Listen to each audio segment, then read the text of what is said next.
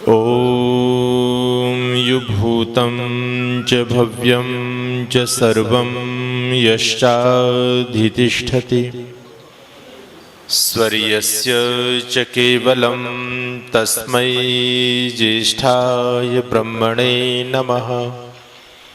अभयं मित्रात् अभयं अमित्रात् अभयं जातादभयं परोक्षात् अभयं नक्तमभयं दिवानः सर्वा आशा मम मित्रं भवन्तु।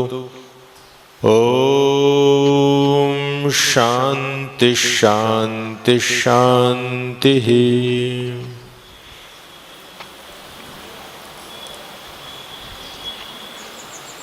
अभिजन के माध्यम से बहुत ही प्रेरक सैद्धांतिक चर्चा ईश्वर भक्ति को लेकर के आप लोग सुन रहे थे। आर्य जगत के सुविख्यात युवा वैदिक उपदेशक आदरणीय आचार्य श्री भवदेव शास्त्री जी, इस आर्य समाज के सम्मान्य प्रधान जी श्रीमान वीरेंद्र जी, यशस्वी मंत्री आदरणीय श्रीमान शिवजी आर्य जी, आदरणीय कोषाध्यक्ष महोदय आदरणीय श्रीमान गजेंद्र जी, आदरणीय श्रीमान कैलाश चंद्र जी, अन्य सभी सम्मानित पदाधिकारीगण, धर्म प्रेमी सज्जनों, वंदनीय मातृशक्ति प्रिय बच्चों, आप लोग बात को ध्यान से सुनेंगे, आपस में बातचीत नहीं करेंगे। एक तो आप लोगों की उपस्थिति भी बहुत कम है और मैं धन्यवाद देना चाहता हूं सबसे पहले यहाँ के पदाधिकारियों को। देखो, आज बिल्कुल विपरीत परिस्थितियां समाज की बनी हुई है। लोगों को अब ज्ञान की आवश्यकता नहीं रही। पहले समय को आप लोग देखेंगे तो लोग कथाओं में, सत्संग में बड़ी श्रद्धा से जाया करते थे, लेकिन अब तो लोगों को जबरदस्ती लाना पड़ता है। ये श्रावणी का पर्व आप लोग मना रहे हैं और श्रावणी का पर्व वेद से संबंध रखता है और वेद का मतलब है ज्ञान, वो ईश्वरीय ज्ञान। उससे संबंध रखने वाला विशेष पर्व है श्रावणी का पर्व। लेकिन धीरे धीरे ये परंपराएं अब समाप्त होती चली जा रही है। अब लोग सुनना ही नहीं चाहते। स्वाध्याय का पर्व है, लोग पुस्तक पढ़ना ही नहीं चाहते। अब समाज की स्थिति वो हो गई है, आप लोग देखते हैं, किसी विद्वान ने बहुत अच्छी बात कही। वो कहते हैं कि जिस समाज में जब जूते शीशे में बिकने लगे, आप लोग देखते हैं ना, जूते चप्पल खरीदने जाते तो जूते कितने सुरक्षित, कितने सजा के रखे जाते हैं शीशे के अंदर। कहते हैं जहां जूते शीशे पर बिकने लगे और पुस्तकें फुटपाथ पर बिकने लगे तो समझना लोगों को अब ज्ञान की आवश्यकता नहीं है। हमारी स्थिति यही हो रही है, हम सुनना ही नहीं चाहते। तो विशेष धन्यवाद हमारे समाज के पदाधिकारियों के लिए है, क्योंकि इन लोगों ने उस परंपरा को जीवंत रखने का ये प्रयास, पुरुषार्थ कर रहे हैं। ये वेद की परंपरा, ये वेद की परंपरा लुप्त नहीं हो जाए, इसके लिए आर्य समाज अहर्निश प्रयास कर रहा है। मुझे एक दृष्टांत याद आया। कहते हैं कि एक बार भयंकर अकाल पड़ा और अकाल पड़ा, काफी लंबे समय तक अकाल चला। लोगों के पास में जो भी अन्न के रूप में अन्न बचा हुआ था वो सब लोगों का समाप्त हो गया। किसी के पास ज्यादा था तो कुछ गरीब व्यक्ति उससे मांग करके ले गए। धीरे धीरे करके सबका अन्न को समाप्त हो गया। लोग बड़े चिंतित होने लगे कि अब आगे का जीवन कैसे चलेगा।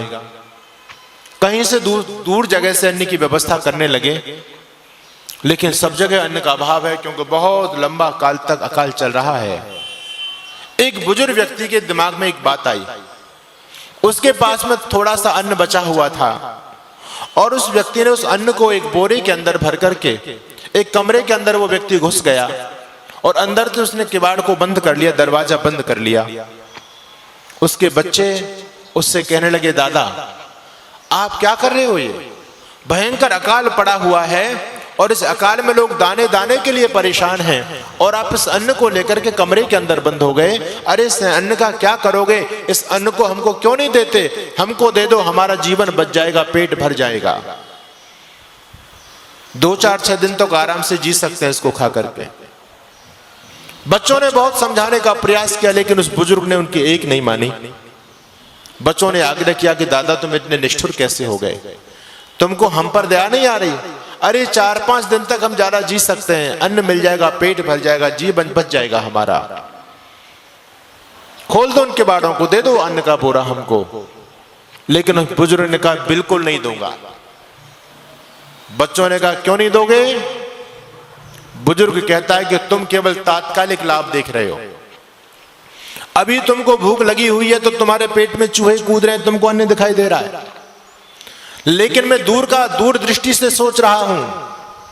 आज माना कि आज भयंकर अकाल पड़ा हुआ है, सबको अन्न की तलाश है, लेकिन कल को जब अकाल समाप्त हो जाएगा और जब इस धरती पर वृष्टि होगी और धरती को फिर बीज की आवश्यकता पड़ेगी तो धरती को बीज कहां से मिलेगा? लोग तो सारे अन्न को खा गए, मैं तो बीज बचाने का काम कर रहा हूं। यही काम हमारे समाज कर रहा है। हम लोग भी सनातन संस्कृति को बीज का बचाने का काम कर रहे हैं। वेद की परंपरा लुप्त हो गई है पूरी तरह से। उस वेद की परंपरा को बचाने का काम कोई कर रहा है तो आर्य समाज कर रहा है।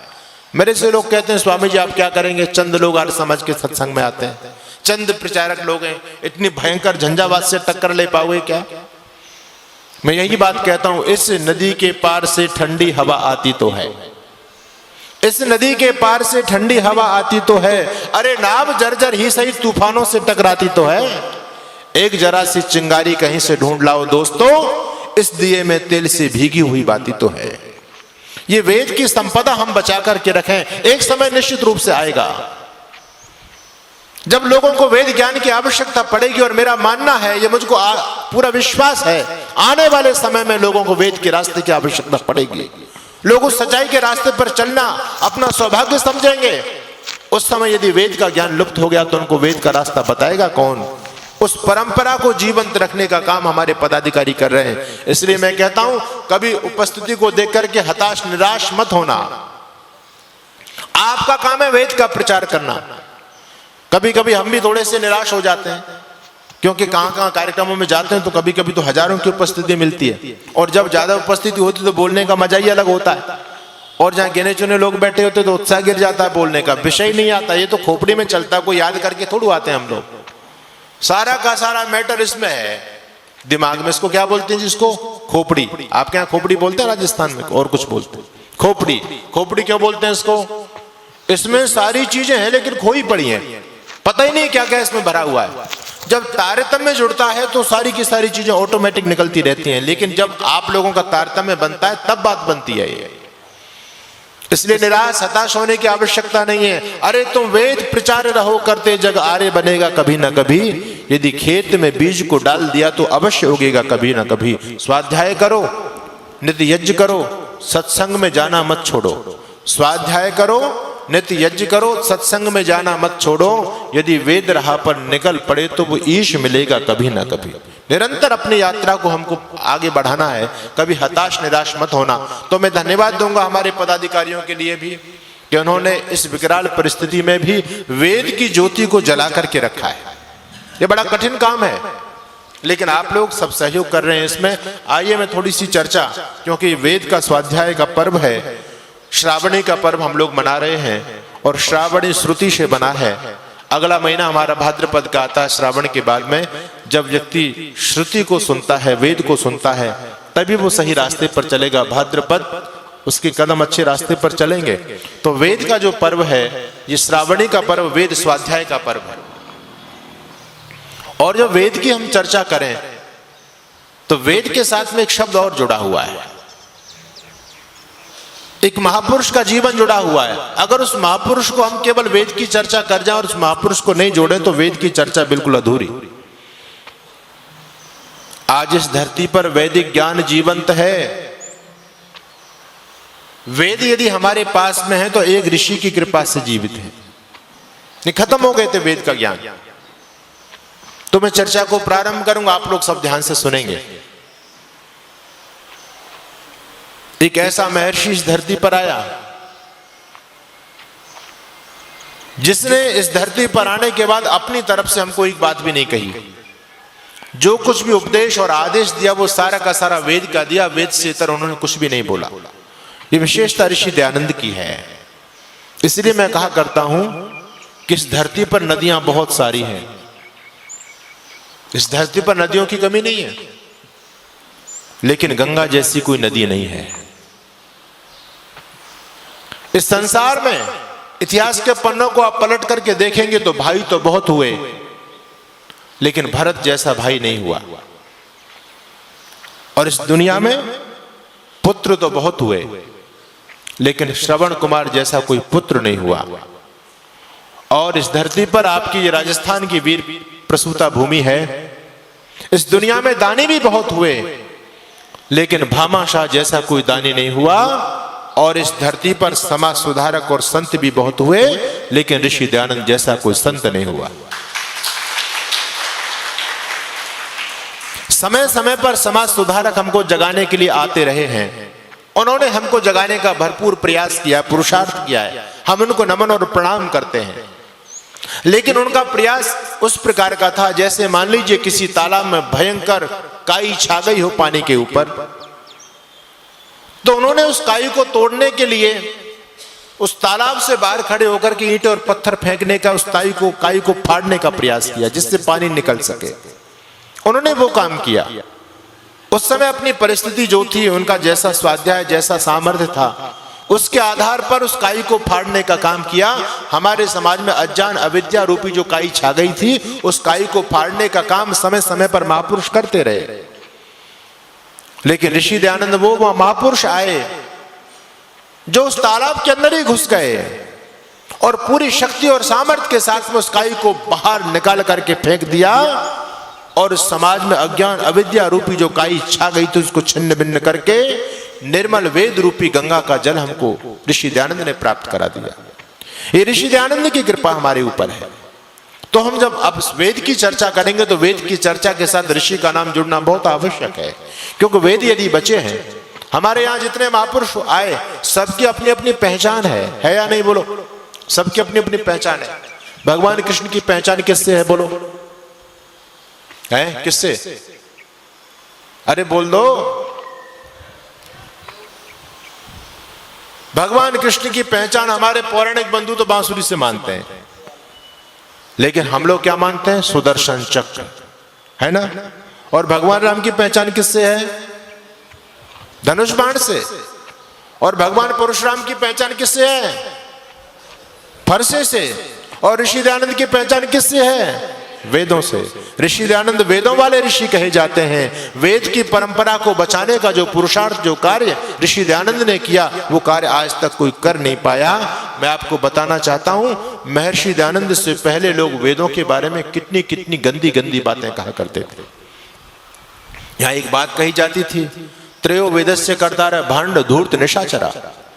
वेद तो भांड धूर्त और निशाचर लोगों की कृतियां हैं, उनकी रचना है। वेद को ईश्वर की वाणी नहीं है, ऐसा लोग कहते थे समाज के अंदर। और वेद की परंपरा पूरी तरह से लुप्त हो गई थी। उस वेद की परंपरा को समाज में पुनः प्रतिष्ठापित ऋषि दयानंद सरस्वती ने किया। और विदेशी लोग वेदों को क्या कहते थे? जंगलियों की बुक, जंगलियों की किताब, यानी गडरियों के गीत कहा जाता था वेदों को।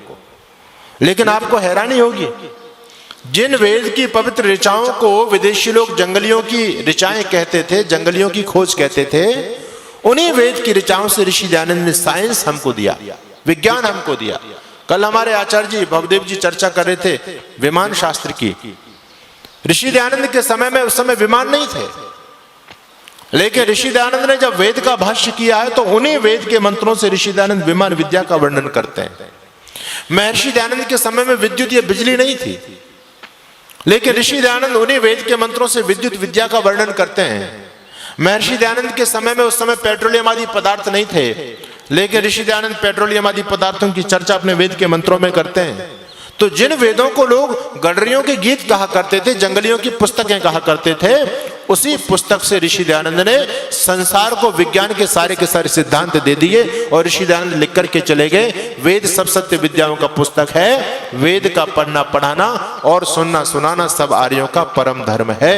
ऋषि कहते हैं सब सत्य विद्याओं का पुस्तक है, कोई भी विद्या वेद से छूटी नहीं है, एक भी विद्या नहीं छूटी वेद से। समस्त आप किसी भी, मैं विज्ञान की किसी भी परंपरा की चर्चा आपके बीच में करूं और आप वेदों को पढ़ेंगे तो आपको पता चलेगा कि वेद कितना व्यावहारिक है। धरती पर एक ऋषि ऐसा आया जिसने डंके की चोट पर यह सिद्ध किया कि वेद ही ईश्वर की वाणी है। बाकी जितने मतपंथ समाज में आज चलते हैं सब अपनी अपनी पोथियों को, अपने अपने ग्रंथों को ईश्वर की बताते हैं। मुसलमानों से पूछो तो कहते हैं कुरानी खुदाई किताब है, क्रिश्चियन लोगों से पूछो तो कहते हैं बाइबल गॉड की बुक है, और भी बहुत सारे लोगों ने अपनी अपनी पुस्तकें बनाई हुई हैं और उसको भगवान का नाम देकर के ठप्पा लगा देते हैं, बोले भगवान ने बनाया है।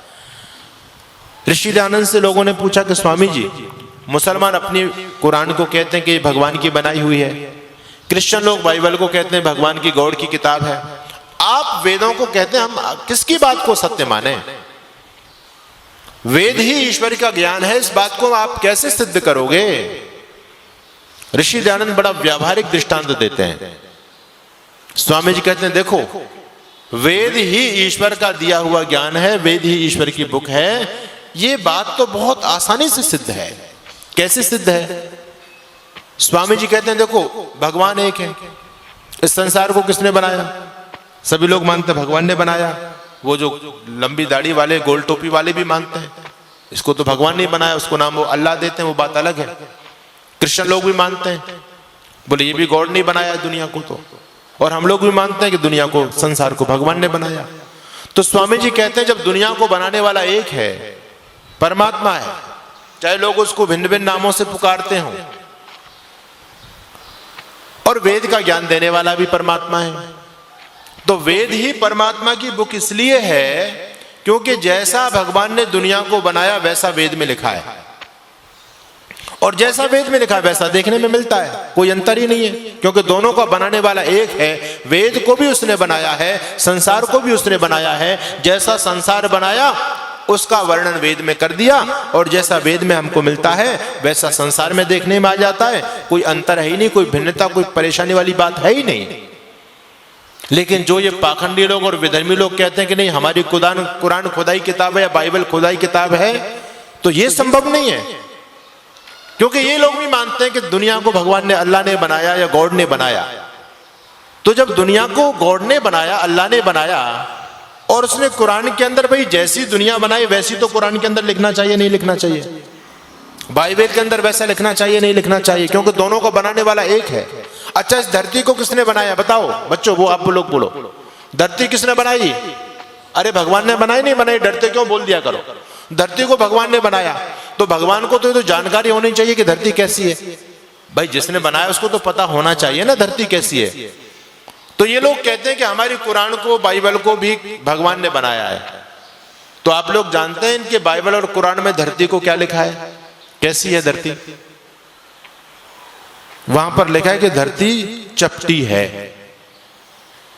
इनके धर्म ग्रंथ मानते हैं कि धरती चपटी है।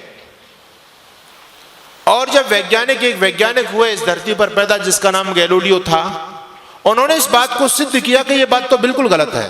वो क्रिश्चियन परंपरा से थे। उन्होंने कहा बिल्कुल गलत बात है, धरती चपटी नहीं, धरती तो गोल है। इन मतांध लोगों ने कहा, जो बिल्कुल निरक्षर थे, असभ्य थे, अशिक्षित थे, इन लोगों ने कहा कि तुम कैसी बात करते हो? अरे हमारे धर्म ग्रंथ में लिखा है धरती चपटी है, तो धरती चपटी होगी, क्योंकि हमारा धर्म ग्रंथ तो भगवान का बनाया हुआ है। वो साइंटिस्ट कहता है नहीं नहीं ऐसा नहीं है, तुम्हारा धर्म ग्रंथ तो पता नहीं क्या क्या कह रहा है, ऐसा है ही नहीं दुनिया में। अरे दुनिया में धरती तो हमको गोल नजर आती है। आप लोग जानते हैं लोगों ने क्या किया?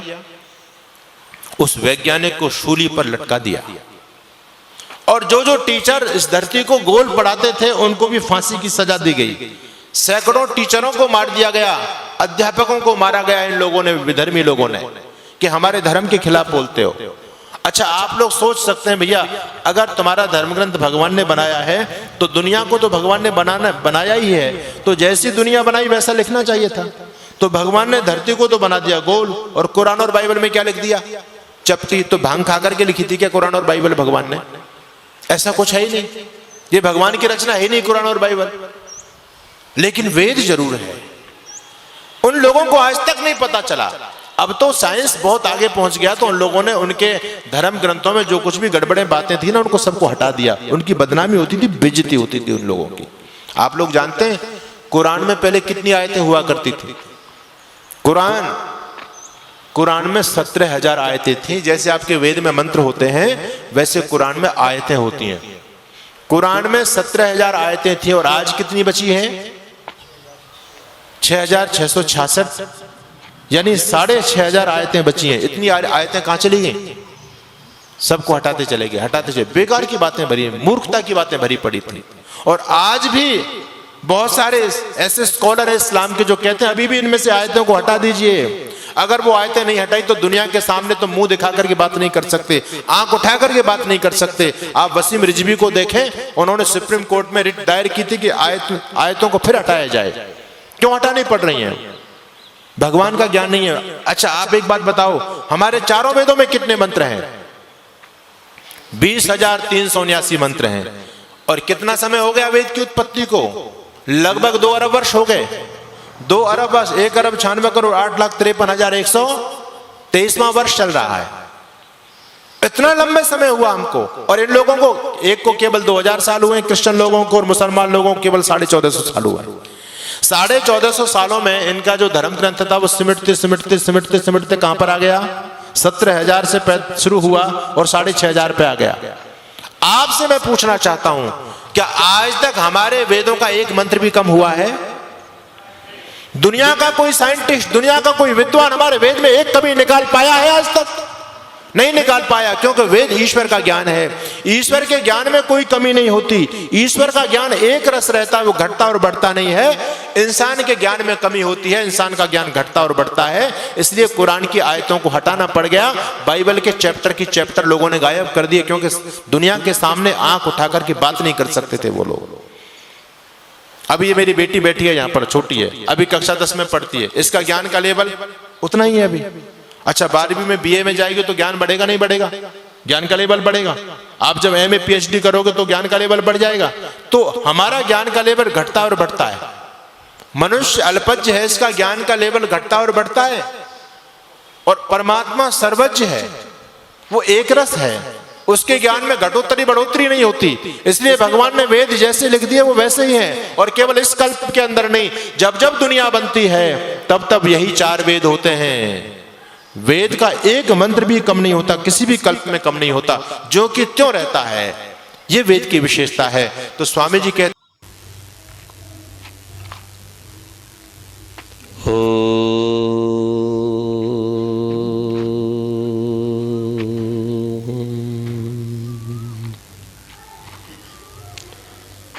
यो भूतञ्च भव्यञ्च सर्वं यश्चादितिष्ठति स्वर्यस्य च केवलं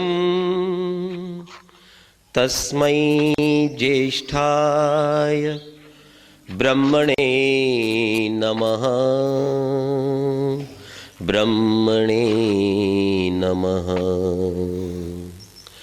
उस महान जगदीश्वर को है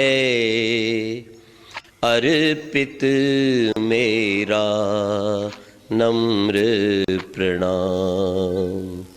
भूत भविष्यत वर्तमान का जो प्रभु है सबका स्वामी, निर्विकल्प आनंद रूप जो है सबका अंतर्यामी।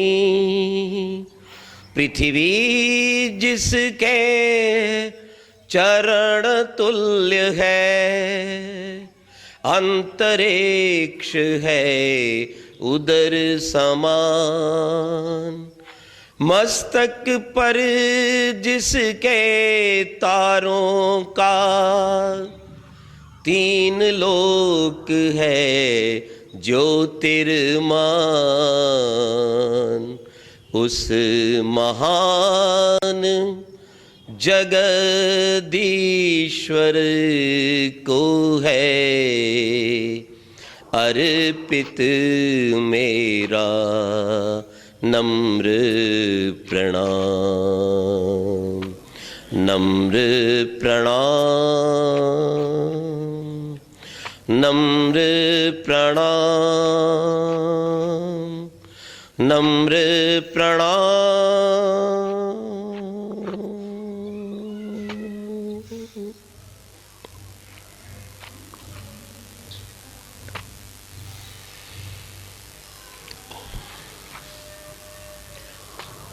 उपस्थित शुद्ध पवित्र आत्माओं, इस पावन वैदिक सत्संग के अंतर्गत मनुष्य जीवन को महान बनाने वाले शुभ कर्मों का हम विचार कर रहे हैं।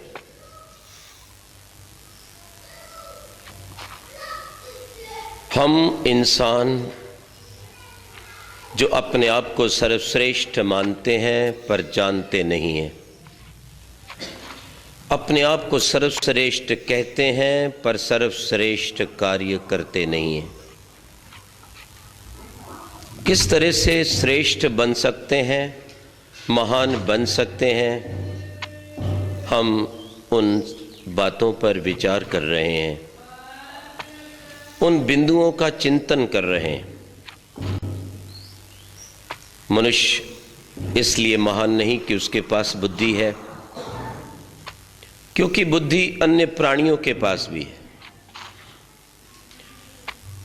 मनुष्य इसलिए महान है कि वह कुछ ऐसे महान कार्य कर सकता है जिन्हें अन्य प्राणी नहीं कर सकते। ओम का ध्यान, वेद का ज्ञान, यज्ञ का अनुष्ठान, संस्कारी संतान, राष्ट्रहित बलिदान, हम इन महान कार्यों को कर सकते हैं। हम आत्मचिंतन कर सकते हैं, हम अपना विचार कर सकते हैं। हम कौन हैं, कहां से आए, किसने भेजा है, कहां जाना है और क्या करने आए। हम कौन हैं? हम आत्मा हैं। ना तो हम परमात्मा हैं और ना ही हम शरीर हैं।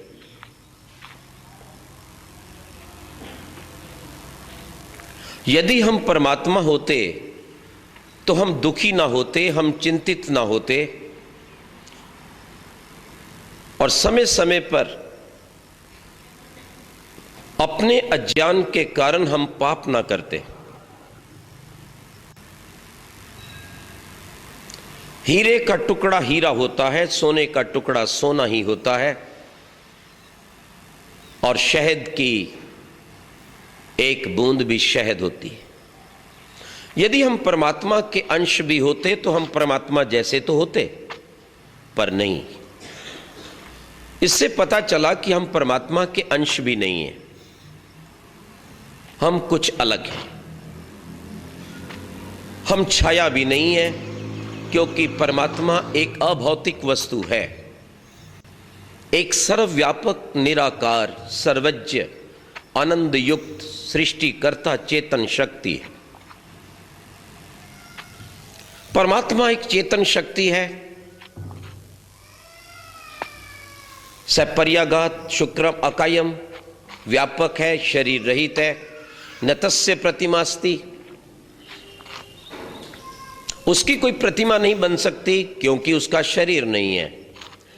और जब शरीर नहीं है तब छाया कैसी है, और जब छाया होती नहीं तो हम उसकी छाया कैसे हो सकते हैं। तो हम आत्मा हैं, एक पृथक संसार की सत्ता है हम। ध्यान रखें, जैसे परमात्मा सर्वव्यापक निराकार चेतन शक्ति है, ठीक वैसे हम भी एक निराकार चेतन एक देशीय शक्ति हैं। हम भी निराकार हैं, हम भी चेतन हैं, परंतु सर्वव्यापक नहीं। इस आत्मा और परमात्मा को छोड़कर जो कुछ दिखाई देता है इसको जगत कहते हैं। यह प्रकृति का बना हुआ है, ये जड़ है। ध्यान रखेंगे, परमात्मा सत्य चित आनंद है, सदा रहता है, चेतन है, आनंदमय है। जीव सत्य और चित है, यह भी सदा रहता है। नैनम चिन्नन्ते शस्त्राणि नैनम दहति पावका, परंतु आनंद युक्त नहीं है, सदा रहता है, चेतन है। और इसी के कारण हमारे शरीर में चेतना है। और जब यह चेतना समाप्त होती है तो व्यक्ति कहते मर गया, आत्मा निकल गया। शरीर चेतन नहीं, जड़ है। शरीर की चेतना का कारण आत्मा है, शरीर की चेतना का कारण परमात्मा भी नहीं है। ध्यान रखना। क्यों? जब आत्मा शरीर को छोड़ देता है तो क्या उसमें परमात्मा नहीं होता? होता है, क्योंकि परमात्मा तो सर्वव्यापक है। ईशावास्यम इदम सर्वम। और उस परमात्मा को किसी वस्तु से कोई व्यक्ति कभी भी अलग नहीं कर सकता। तो परमात्मा तो होता ही है। शरीर में आत्मा हो या ना हो, शरीर जीवित हो या मुर्दा हो, परमात्मा रहता है। परंतु परमात्मा के होते हुए भी शरीर में चेतना नहीं होती। इससे यह सिद्ध हो जाता है कि शरीर की चेतना का कारण परमात्मा नहीं, आत्मा है। ध्यान दें, प्रकृति अपने आप में सदा रहती है, उसमें एक गुण है, परंतु ना तो वो चेतन है और ना ही आनंद युक्त है। आत्मा जो परमात्मा और प्रकृति के मध्य है, जो जगदीश्वर और जगत के मध्य में है, ये आत्मा सदैव ये चाहता है कि उसे स्थायी सुख मिले, शांति और आनंद मिले। ध्यान रखना, ये जब जब प्रकृति के साथ जुड़ता है तब तब इसके अंदर दुख आदि विकार उत्पन्न होते रहते हैं। जितना जितना ये प्रकृति से अलग हटकर परमात्मा के साथ जुड़ता है, उतना उतना इसमें आनंद और स्थायी सुख होता है। ये देखिए, इन हाथ की उंगलियों को देखिए, आप बात समझ जाएंगे। ये 5 उंगली हैं, ये ईश्वर मान लीजिए, ये आत्मा मान लीजिए,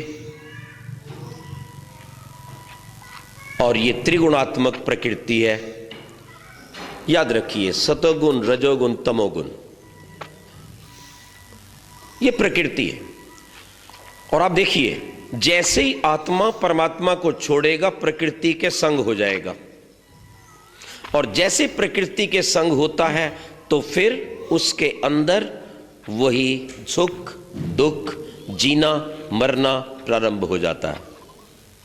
और जब जब यह प्रकृति को छोड़कर परमात्मा की साधना में लीन होता है, त्यों त्यों ये उस भगवान के आनंद को, स्थायी सुख को, शांति को प्राप्त करता है। इस बात को समझें। मनुष्य अपनी इच्छा से धरती पर आता है, किसी भी मनुष्य को परमात्मा जबरदस्ती धक्का नहीं देता। और भेजते समय परमात्मा स्पष्ट कहता है, अश्वत्थो विनिषदनम, ये तेरा ये संसार बड़ा अस्थाई है, याद रख, इसका कोई भरोसा नहीं है कब तेरे से छूट जाए। और परमपिता परमात्मा वेद के मंत्र द्वारा भी हमें जगाने का प्रयास करता है।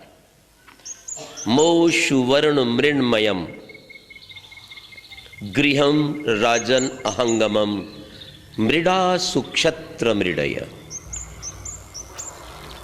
परमात्मा हमें जगाता है, समझाता है। जैसे बाल्यकाल में बालक छोटा होता है तो मां उसे समझाती है, तू कौन है, मैं कौन हूं, मेरा नाम क्या है, वो बताती है माता। अगर मां बालक को बाल्यकाल में ये सब ना बताए तो किसी भी बालक को पता नहीं चल सकता कि उसकी माता कौन है। माता ही बता रही है। लेकिन यदि माता किसी बालक को बताए कि मैं तेरी माता हूं, तो इसका यह अर्थ नहीं निकलता कि बताने वाली मां नहीं है, कोई और है। कुछ लोगों की ऐसी शंका है, मां भी तो बता सकती है कि मैं तेरी मां हूं, तू मेरा पुत्र है। तो उस पैदा करने वाली जगदम्बा माता ने, उस परमेश्वरी देवी ने जब सृष्टि के आदि में हमें वेद का ज्ञान दिया तो स्वयं बताया, समझाया कि मैं तुम्हारी माता हूं, तुम मेरे पुत्र हो। और इसलिए वो परमात्मा एक माता के रूप में हमें संस्कार देता है, वेद मंत्रों के द्वारा समझाता है। तुम कहां खड़े हो? मोशु वर्ण मृण्मयम गृहन राजन अहंगमम मृड़ा सुक्षत्र मृडया। कोई माता ये नहीं चाहती कि उसकी संतान दुखी हो, तो फिर माताओं की माता ये कैसे चाहेगी कि हम दुखी हों? तो परमात्मा सचेत करता है, देख बेटे, ये घर जो तुझे मिल गया है, इसी घर के ही दीवानेपन में मत रहना। ये मृण्मयम, ये तेरा घर एक मिट्टी का घरौंदा है और इसका कोई भी स्थायी स्थान नहीं है संसार में। ध्यान दो।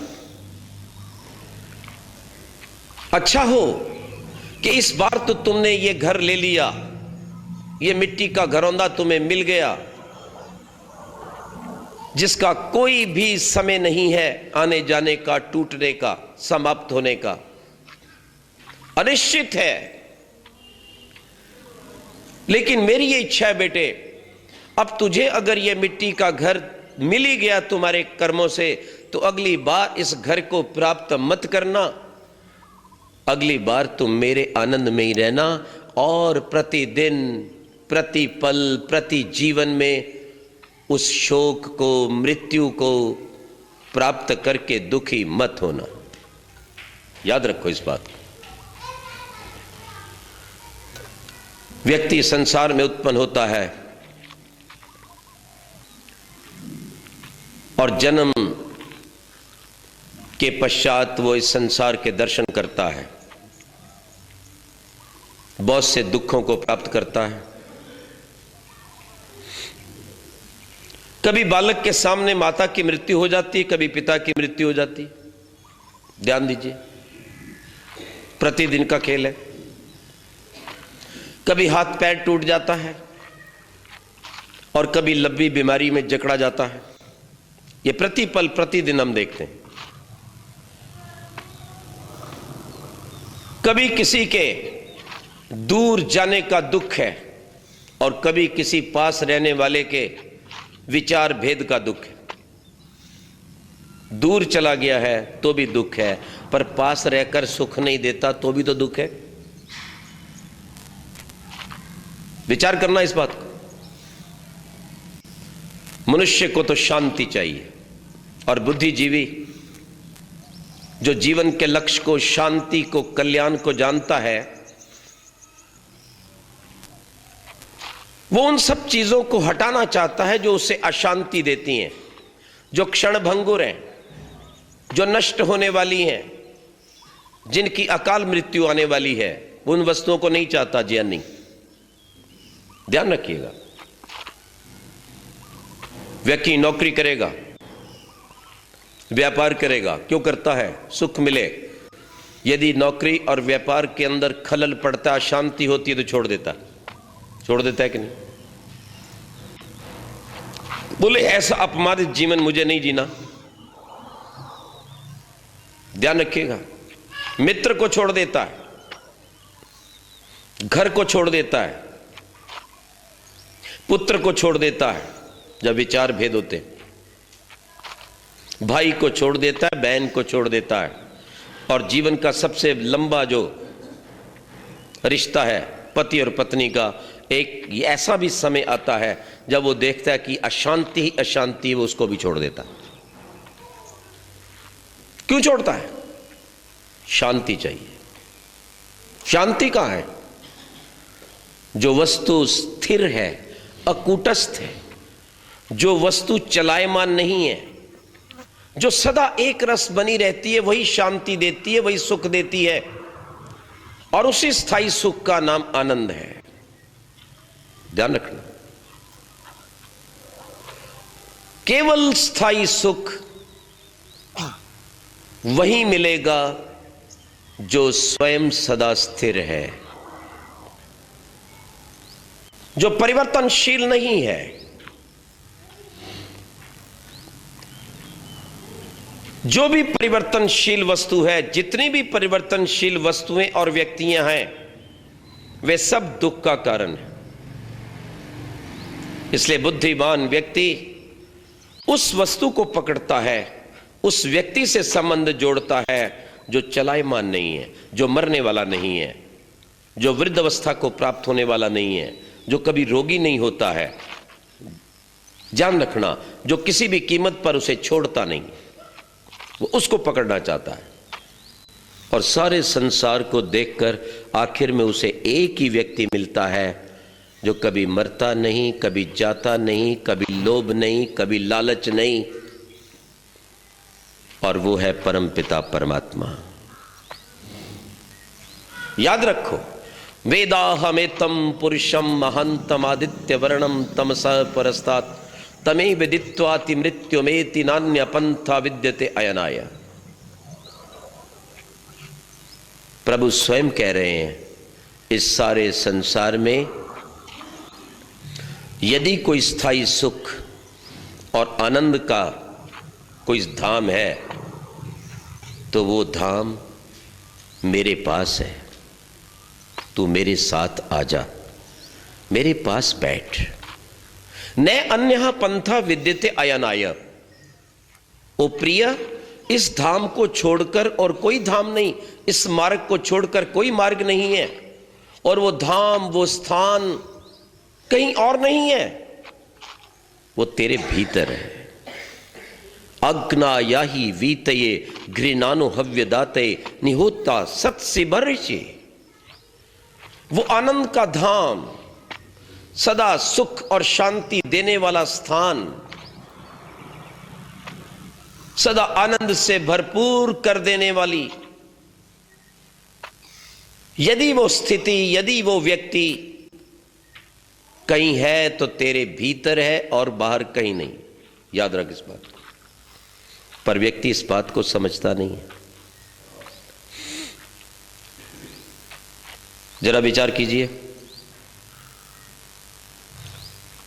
आपका ये कौन सा जन्म है?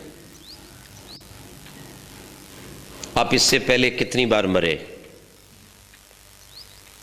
बहुत से लोग हमारे बीच में बैठे होंगे जिनकी माता की मृत्यु हो गई। माता कितना प्यार करती है, लेकिन आप सदा के लिए माता को नहीं रख सकते। किसी का पिता चला गया जिसने उसे योग्य बनाया, खड़ा किया और संसार की विपदाओं से लड़ना सिखाया, लेकिन आप सदा पिता को कभी नहीं रख सकते। एक युवक बहुत ही पितृभक्त था, इंजीनियर था, और वो डॉक्टर से लड़ाई करने लगा, झगड़ने लगा कि आप मेरे पिता को क्यों भेज रहे हो हॉस्पिटल से, यहीं रखो। डॉक्टर ने कहा अब हम इससे आगे कुछ नहीं कर सकते। वो बहुत दुखी हुआ, निराश हुआ, अपने पिता को घर लाया।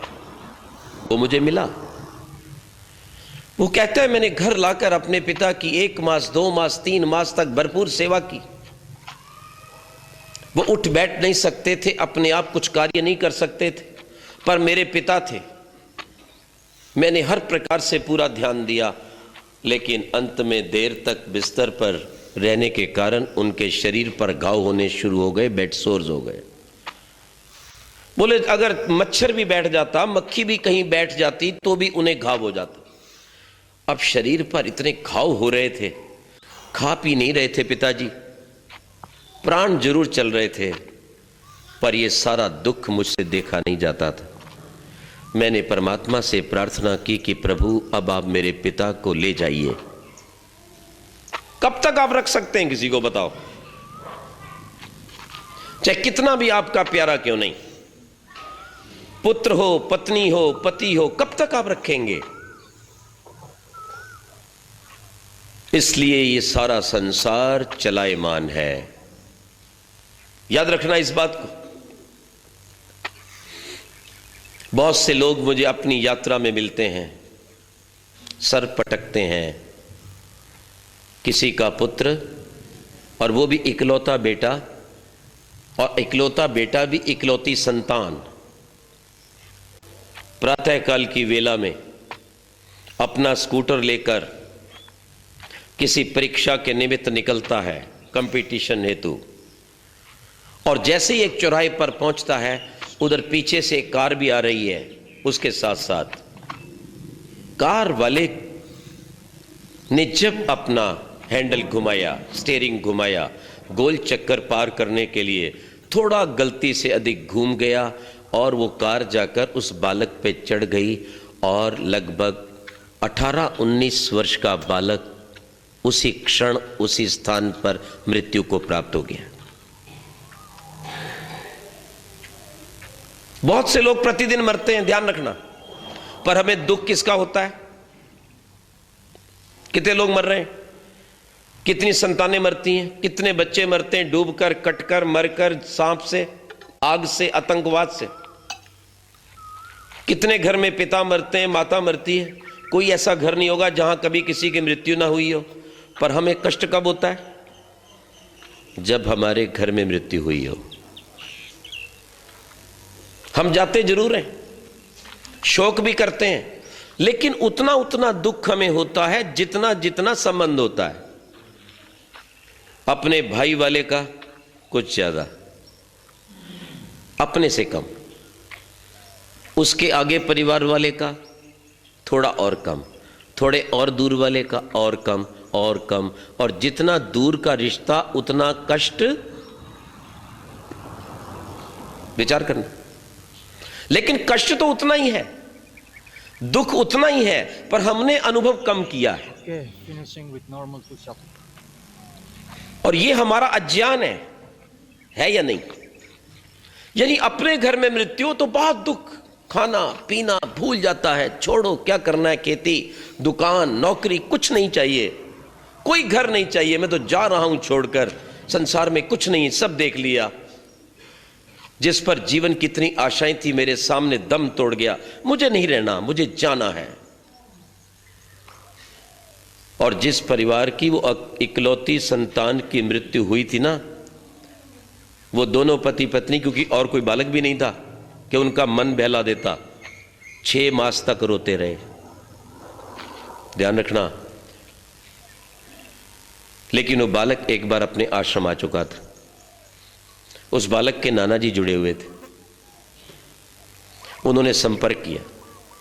मैंने कहा कोई बात नहीं, आप अपनी पुत्री और दामाद को भेजो, हम प्रयास करेंगे उनका कष्ट कम हो। हमने प्रयास किया, प्रभु से प्रार्थना की, मैंने बैठकर सत्संग किया, उनसे बातचीत की। ये सब कुछ तो स्थिर है, शाश्वत है। जो आया है उसने जाना है। ये और बात है कि वो जल्दी चला गया, जाना तो है ही। जो जन्म लेता है वो मृत्यु का पैगाम देता है आपको। ध्यान रखना इस बात को, कभी भूलना मत। यदि आप कष्टों और दुखों से बचना चाहते हो तो यही एक उपाय है कि जितने ज्ञानवान बनोगे उतने कष्ट दूर होंगे। ज्ञानस्य पराकाष्ठा वैराग्यम। यदि ज्ञानवान बनकर हम संसार का उपभोग करेंगे तो कष्ट कम होंगे, और जितना ज्ञानवान बनकर उसका उपभोग करेंगे उतने ही परमात्मा की ओर लगेंगे। और जितना वैराग्य अधिक होगा ज्ञान से कि ये भी क्षणिक है, ये भी क्षणिक है, ये भी क्षणिक है, वो चला गया, ये चला गया, उसका माता गया, मेरी माता गई, उसके पिता गए, उसका बालक, उसकी बालिका चली गई, मेरी पत्नी चली गई, उसका पति चला गया, अरे मेरा भी तो नंबर लगा हुआ है।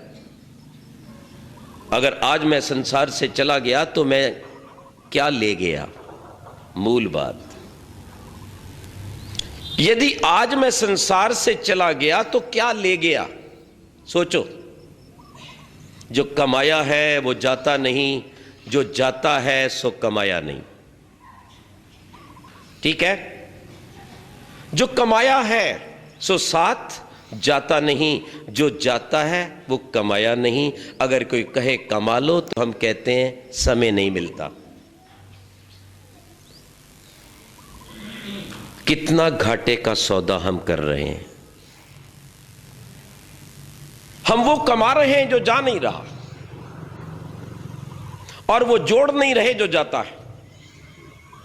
विचार कीजिएगा, एक नहीं ऐसी अनेक घटनाएं हैं।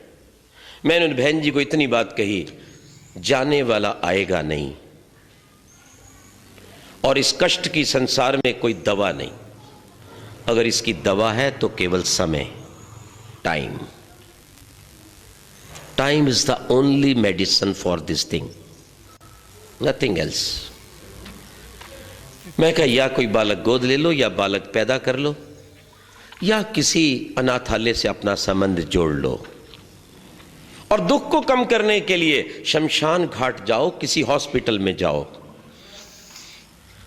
और उस शमशान घाट पर कभी कभी जाकर देखो कि लोग कितने रोज मरकर आ रहे हैं। एक बालक आ रहा है, एक जवान आ रहा है, कोई पिता आ रहा है, किसी का दादा आ रहा है। और कभी हॉस्पिटल में जाकर देखा करो तो पता चलेगा इस मृण्मयम गृहम, ये क्षणभंगुर शरीर जिसके ऊपर हम अभिमान करके बैठे हैं, याद रखो, और ये जिस कार्य के लिए मिला था वो कार्य तो किया ही नहीं। इसीलिए तो संध्या में मन नहीं लगता, इसीलिए तो जप में ध्यान नहीं होता, इसलिए तो बैठ जाते हैं तो मन भटक जाता है। कहां भटकता है? भटक जाता है। कहां भटकता है? किसके लिए भटकता है? आप खेती कर रहे हैं तो आपका मन संध्या के लिए भटका। आप बाजार में साड़ी खरीद रही थी तो क्या आपका मन भटका, मैं साड़ियां खरीद रही हूं, मेरी संध्या का टाइम हो रहा है। आप पिकनिक मना रहे थे तो क्या आपका मन यज्ञ के लिए भटका? विचित्र बात देखो क्या है। जिसके लिए जन्म लिया है, जिसने जन्म दिया है, जिसके पास जाना है, उसके लिए भटकता नहीं है। जो सब कुछ रह जाना है, कहीं साथ गया नहीं, ना जाएगा, उसके लिए भटक रहा है। विचार करो। कई व्यक्ति कहते हैं साधना तो बड़ी कठिन है आचार्य जी, ये बैठना बड़ा मुश्किल है, इतनी देर तक बैठो, जप करो, ध्यान करो। मैंने कहा नहीं, ऐसी बात नहीं है, केवल थोड़ा विचारने का फेर है। अगर आप समझ लेंगे तो आपको कष्ट लगेगा नहीं। ध्यान देना इस बात को। मैंने कहा आप क्या कार्य करते हैं? बोली मेरी एक दुकान है कपड़े की। कब निकलते हैं? बोले 9 बजे। कब आते हैं? लगभग 9 बजे। गद्दी पर कितनी देर बैठते हैं? वो देख लो, आप ही विचार कर लो। 7-8 घंटे तो मैं बैठता ही हूँ। मैं एक बात बताओ, जब आप अपने गद्दी पर बैठते हो कभी टांग में दर्द होती? कभी मन उकताता है? आपको नहीं लगता रोज इस गद्दी पर आकर बैठ रहे हो, वही गद्दी फिर मिल गई है? अरे कोई और चीज़ होती। मैं कहा जब नीले नीले नोट, हरे हरे नोट आते हैं, क्या मन भटकता है तुम्हारा? बोलो। अरे इतना लंबा बैठते हो, सोचते हो कि बस ये चीज़ तो चली जाए, जो नहीं भी लेना चाहता उसको भी 2-4 और चीज़ें टपका ही दूं। अगर कोई माता बहन 1-2 सूटी लेने आए तो वो सोचता है 1-2 तो ले ही जाओ, बहन जी कोई बात नहीं, आप ले जाओ ना, आप पैसे नहीं तो क्या बात है ना, बाद में आते रहेंगे। तो वो जानता है जब घर ले जाएगी, अच्छा लगेगा तो फिर पैसा ही लेके आएगी। होता है कि नहीं? मैंने कहा सेठ 8 घंटे तक एक आसन पर बैठा, तेरा घुटना दर्द नहीं किया, तेरी कमर दर्द नहीं की, तेरी गर्दन को दर्द नहीं हुई, दिन भर नोट गिनता रहा, तेरी उंगलियां नहीं थकी, बात करता रहा, तेरा गला नहीं बैठा। और मैं कहता हूं प्रातःकाल सायंकाल आधा 1 घंटा निकाल कर प्रभु के चरणों में बैठ, तो कहता है मैं बैठ नहीं सकता। क्या मतलब है? सीधा सा अर्थ है, बिल्कुल साफ है, क्योंकि वहां प्यार है, वहां स्वार्थ है, उस पैसे में इसका लोभ है, इसका अज्ञान बसता है कि यही मेरा जीवन है। और जिसको व्यक्ति जीवन समझता है उसके लिए जीवन देता है, उसके लिए समय देता है। और जिसे जीवन नहीं समझता, जिसे बड़ा नहीं समझता, श्रेष्ठ नहीं समझता, मूल्यवान नहीं समझता, ना उसके लिए समय देता है और ना ही उसके लिए कष्ट सहन कर पाता है। एक माता निकलती है ना बाजार में, कभी कभी बच्चे गए, पति भी सुबह गए, बोले चलो जरा बाजार में हो आए। और कईयों को तो बहुत बुरी आदत होती है, हाँ माताओं को भी होती है, पुरुषों को भी होती है। क्या है भाई, आज कुछ मार्केट से खरीदा नहीं है, कुछ तो लेना चाहिए। एक बेटी कहने लगी कि आज बहुत दिन हो गए कुछ खरीदा नहीं। मैं क्या कुछ चाहिए, क्या कमी तेरे पास? बोले कमी तो कुछ नहीं, लेकिन फिर भी खरीदना तो चाहिए। दिमाग कितना खराब हो चुका है। पहले सूट सैंडल संभालने में आ नहीं रहे, चार चल अलमारी